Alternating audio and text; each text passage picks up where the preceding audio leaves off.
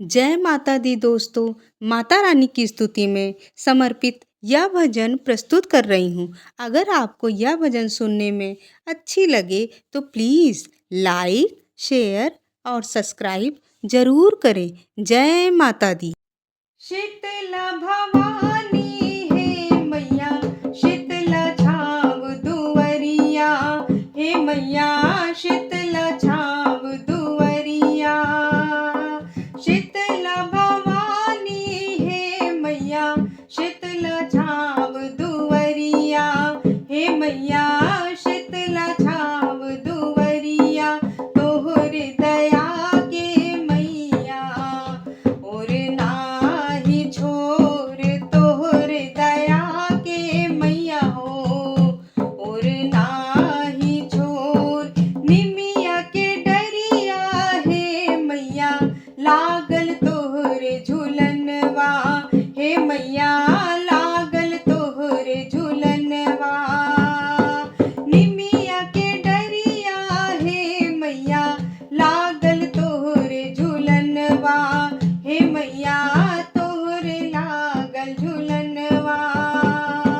मनवा करेला खिंचती पलना के डोर, मनवा करेला खिंचती पलना के डोर। तोहरे दया के मैया हो और नाही छोर, तोहरे दया के मैया हो और नाही छोर।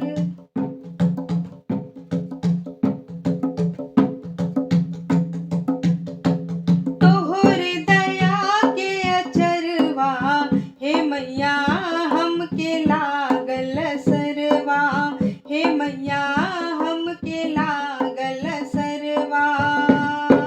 तोहरे दया के अचरवा हे मैया हमके लागल सरवा, हे मैया हमके लागल सरवा।